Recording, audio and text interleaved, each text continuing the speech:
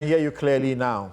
And Yeah. thank you very much for what you do for Mother Ghana, for God and country, because 8 months ago, we got the empirical evidence of what is actually going on as far as the other effects of Galamsey are concerned. And you say this borders on generational extinction. Please explain. Thank you so much, Samson, and thank you for having me. Let me say good morning to your cherished listeners and viewers. And also, let me state here that I'm almost very much appreciative of what multimedia group of company is doing. When this issue came up, they were the first to contact me, and then, as it were, help in letting the populace know the extent to which this irresponsible mining, I don't this time want to even call it Galamsey again or small-scale mining, or they are all in the same soup. So I call them irresponsible mining. Irresponsible in the sense that most of the activities actually allow these heavy metals, which are very much incompatible with life, into our water bodies.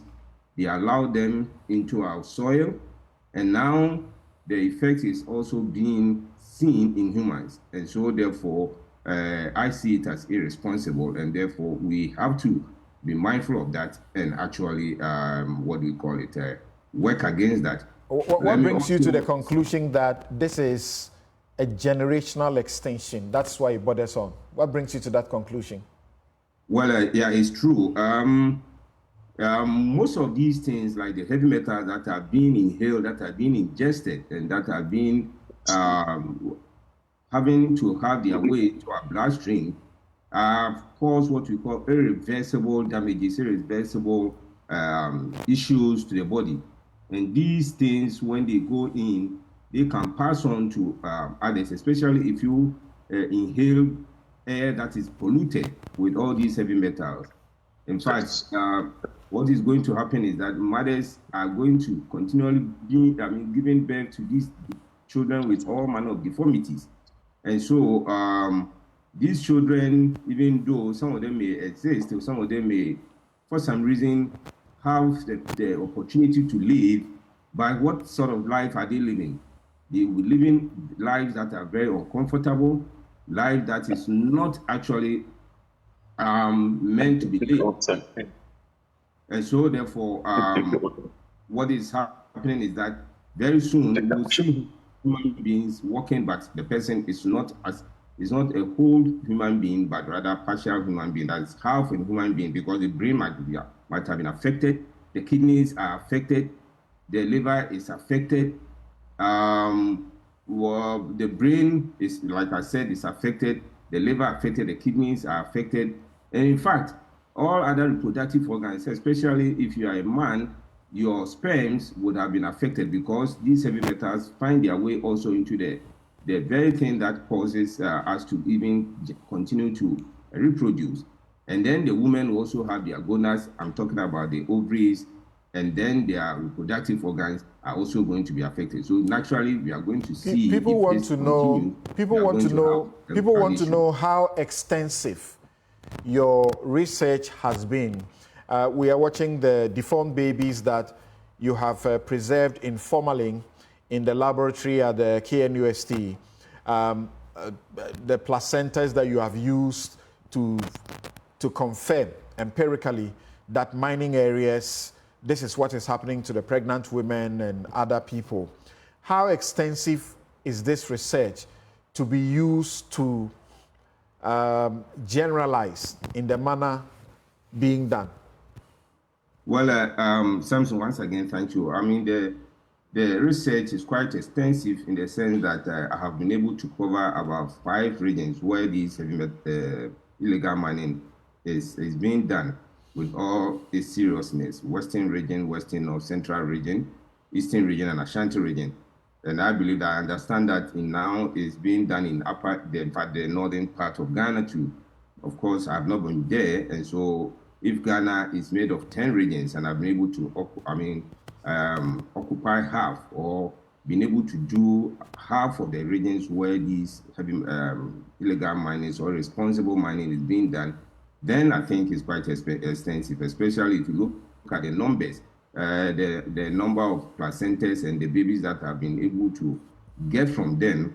And then, in fact, the very one that you saw is not the only baby that I have. I have some of them also, which of course I have to convince the affected family members to take samples of these deformed babies for teaching purposes and also for further tests to be done in almost all the organs, because some of them we did internal organs, but if you look at even the head, the nail bed, all of them are affected.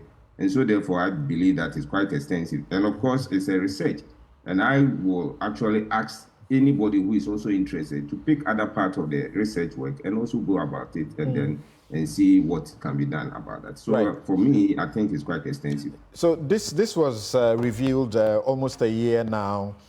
We understand that you have done extra work most recently. What does it reveal? Well, the extra work, like you rightly asked me, how extensive, the extra work that I've been doing of late is that I have added some water bodies. And the water bodies that I did were also about the same 5 regions, to be precise. And these 5 regions, I picked some water bodies from these Galamsey sites right up to about 3.5 kilometers away from the Galamsey site. And the values that I had in terms of the heavy metal suspension in the water bodies are quite alarming.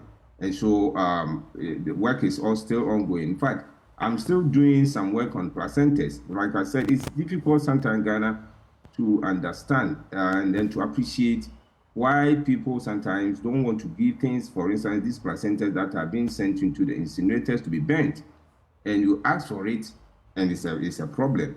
And so for some reason, those mothers who have passed on, in fact, those ones, because I have every right to continue with the diagnosis, I can sometimes take some of these placentas and be able to have a look at them. And so these placentas that I've done, which amounted to about maybe 50 or 70, 70 placentas, they are still showing these heavy metals. Some of them are having what we call fibrosis and then inflammatory processes going through the placenta while the baby is also in there. And so it's not something that we as Ghanaians should sit down and just look on, fold our arms and look on. There should be something done to actually avoid it. We shouldn't only be looking at the money that we'll get and then, look at what the profits that Ghana government seems to be getting, and then to the detriment of the humans that are going to use the very finances that the government is getting to, as it were, destroy us. So this new research does not reveal any changes or any improvement since the last one? No. It's rather worsening it. It's getting worse. It's getting worse. It's getting worse. The values are getting worse. And then, in fact, the water bodies, once I did some survey on the water bodies, the values were quite significant, but not as hard or as big as I've seen of late. So the condition is not changing. The situation is not changing at all. How do you go about this? It must involve a lot of money. How do you do it? I do it all by myself. In fact, as a lecturer, it's part of our mandate that you research and then also contribute to society by giving your research findings out and so on and so forth. So it's nothing but the vice president of the Ghana Medical Association, Professor Dr. Ernest York, was in the studio last week, and they were very happy about the work that you have done. I would presume that the health ministry is working with you, at least after the publication of the first one through the Joy News documentary. Not at all. At a point, they were castigating me for the work that I was doing. So, I mean, some quarters, they were saying that what I was doing was more or less like photoshopping or some sort of. So they were not into the least enthused about what I was doing. So the ministry has not actually contacted me. Neither even the GMA didn't contact me. They were not so much enthused about what I was doing until the issue came to look at them, in the sense that when you go at the our health facilities, you realize that the issues of kidney diseases, liver diseases, GIT diseases are now on the increase. And so therefore they have come to realize that what I was saying was not just a fluke, but something that was getting to an alarming proportion. And I believe that now they have understood, and probably maybe in the near future will contact me and find out what and how I did what I've done. What led to this, your research, and how do you think the state can leverage on it to get to know much more about what is going on to assist in the solutions going forward? Well, the motivation, like I've said, is the fact that one, I'm a lecturer, and two, my work also, as it were, asked me to involve myself a lot into research. Your work as a pathologist? As a pathologist, not only as a pathologist, but all lecturers in Ghana are actually asked to do some form of research and do publications. And the publication should not be any publication, but high esteemed peer journal, review journals. So it's very important that you do those research. You are a forensic pathologist. How many of your class do we have in Ghana? Class as in how many of you do we have in Ghana? No, as that one, as far as I know, I think I'm the only person.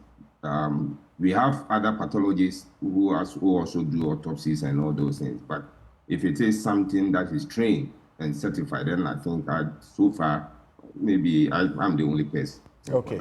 So yeah. I was asking, yeah. what extent of state collaboration do you feel is necessary, if at all, and what can that do for us in the Galamsey fight? One, I think that the governments should actually help in setting up some research fund.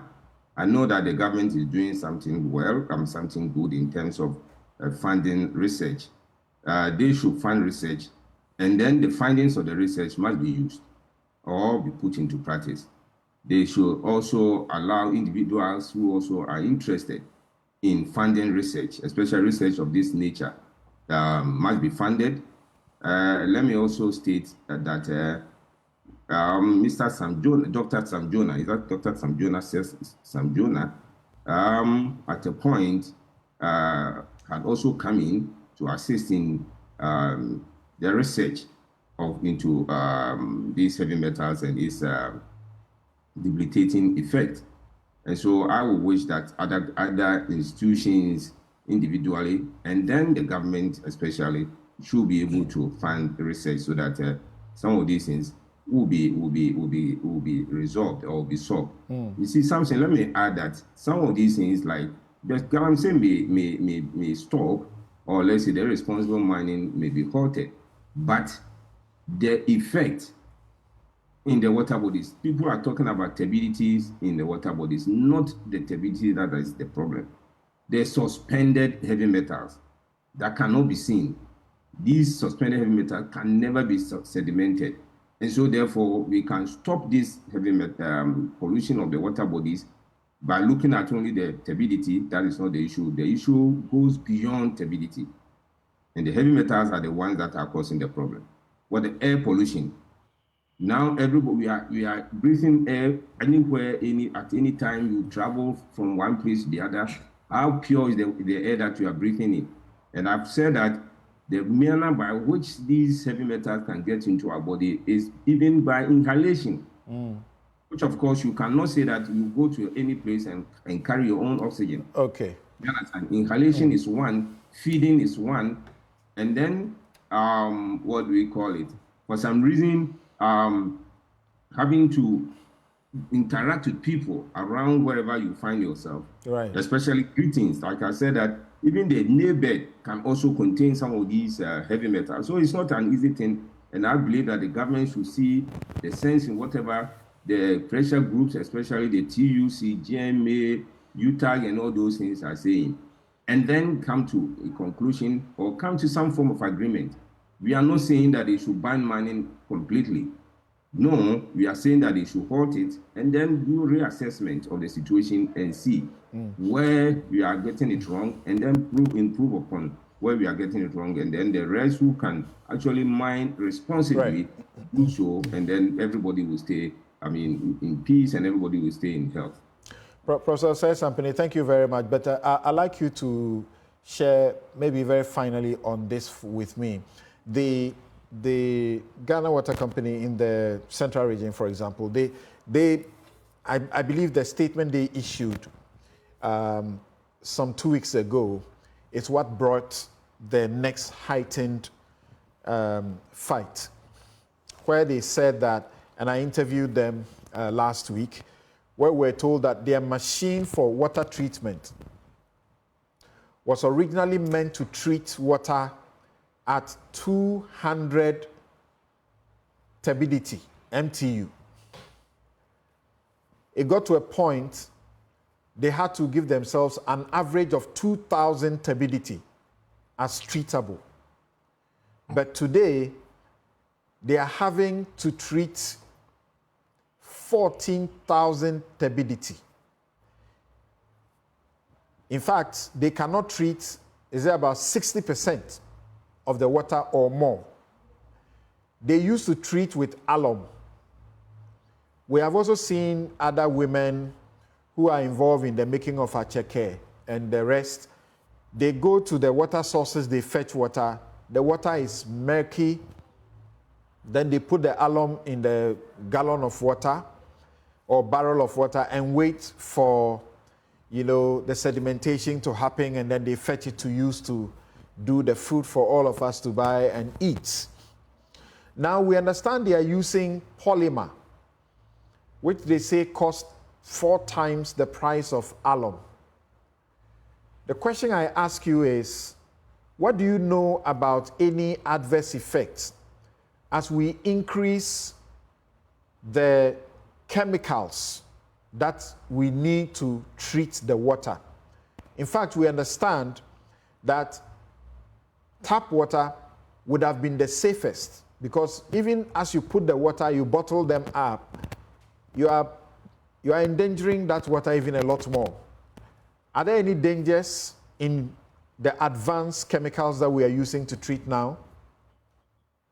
Yeah, something is, it's not for a fluke that, let's say, the World Health Organization, EPA, and then the health institutions around say that chemicals can be used, but at certain concentrations. And so those concentrations, when measured, is seen to be compatible, that even though some of them may be hazardous, to some extent, when it gets ingested into the body, can easily be eliminated. And so therefore, the elimination is very, very important. But at certain concentrations, it becomes toxic. All chemicals, there's no chemical, not even drugs, that cannot actually be used at concentrations where the system, especially the liver and the kidney, to the point that the kidneys and the liver cannot actually excrete it or eliminate it. And so if they are saying that they are using all these chemicals, the largest or the highest of its concentration, to be able to get some clean water, which of course I believe is not even clean at all, because if you can only sediment soil, and then forgetting of the suspended heavy metals, mercury, can you sediment mercury? No. Can you sediment lead? No. You can't sediment any of these heavy metals, and even it can be sedimented, it's going to be very difficult to be done.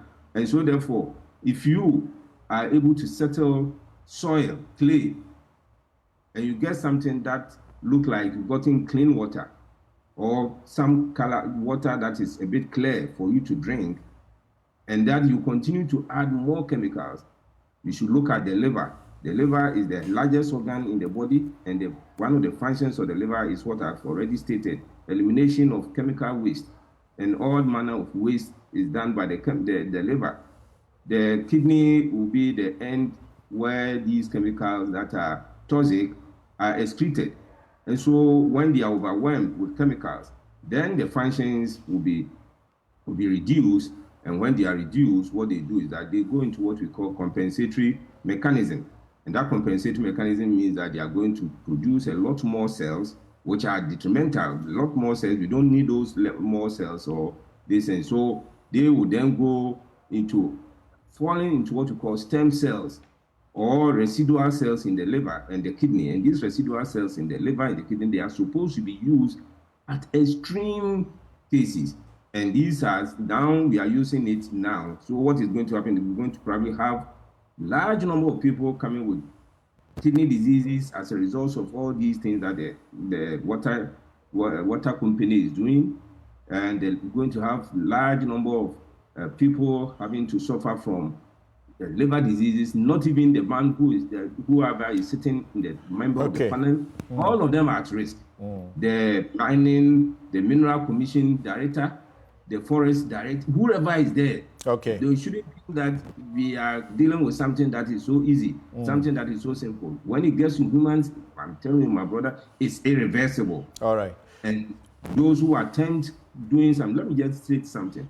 There are some people that I came across who are doing legal mining, so to speak, small scale licensed mining, and they have been coming to Confanochi with kidney diseases. Yeah, we have had doctors. 70% of them come to. We have had doctors at Confanochi and elsewhere in the mining areas confirm the kidney diseases, the increase in kidney cases, and also other bizarre, diseases that they are beginning to find. Thank you so very much, Professor Dr. Paul